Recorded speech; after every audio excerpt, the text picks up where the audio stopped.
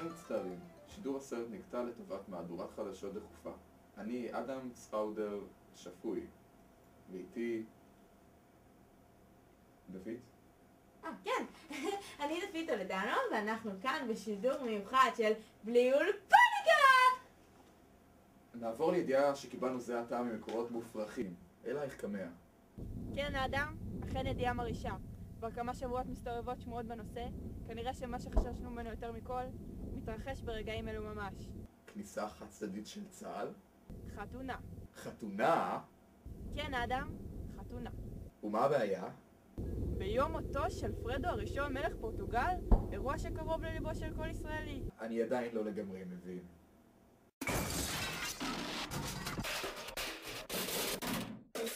קמע? קמע? עושה רושם שהשידור נקטע.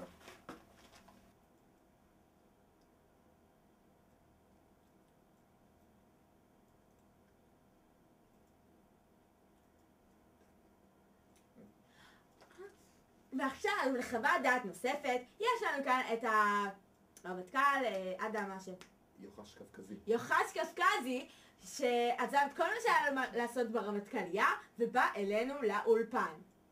הפסיק? בשיחות האלה.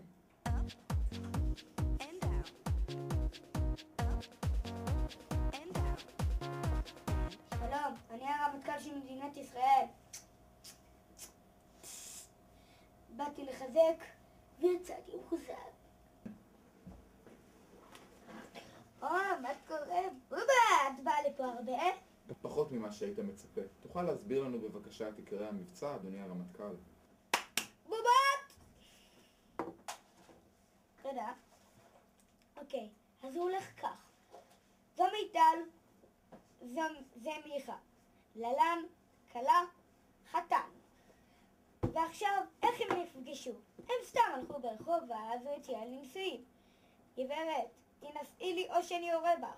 ואז היא אמרה, למה לא? ואז הם הלכו להתחתן. ועכשיו הם מתחילים את האירוע. שמישהו יביא לי רב? תודה. עכשיו הרב שואל את מיכה, האם את יכולה לעזור לי? מיכה, האם אתה מוכן לקבל את מיטל לאישה? כן. מיטל, האם את מוכנה לקבל את מיכה לבעל? כן. יפה, עכשיו שבירת הכוסית. ועכשיו... סלח לי, אדוני הרמטכ"ל, עד כה זו נשמעה כחתונה רגילה לחלוטין. תוכל להסביר בבקשה מהי נחיצותו של המבצע?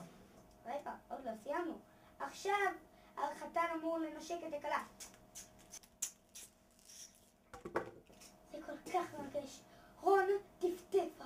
זה כל כך מרגש. אכן מרגש, אך אדוני הרמטכ"ל, אני לא... ולכן! אסור להם להתחתן! הוא צודק. מה? הוא צודק. אבל הוא לא ענה לי על השאלה.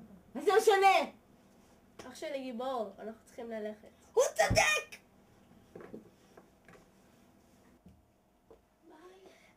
וכמו שאמרתי, לכם יצאתי מחוזק. חמוד, לא? חמוד מאוד, חמוד מאוד. ובכן, הבחור הבא שאנחנו עומדים לראיין הוא בחור חשוב, גבות למבצע, לכל... גבות. קבלו בבקשה את... דימה!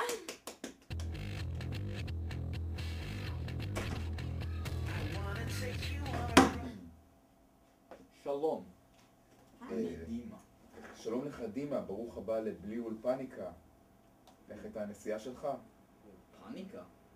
מה זה אולפניקה? אני לא מכיר מילה אולפניקה. זה שילוב של אולפן ופניקה? בכל מקרה, בוא טרשתי מילים. השפה שלכם כזה יפה, אתם לכם טרשים מילים. בוא נגיע לנושא. אתה... נושא? הנושא העיקרי, כן, אתה מאבטח באזור החתונה, אתה בעצם אמור להתמודד עם המבצע הצבאי. צה"ל. מה זה הדבר הזה שאתה... עוטה.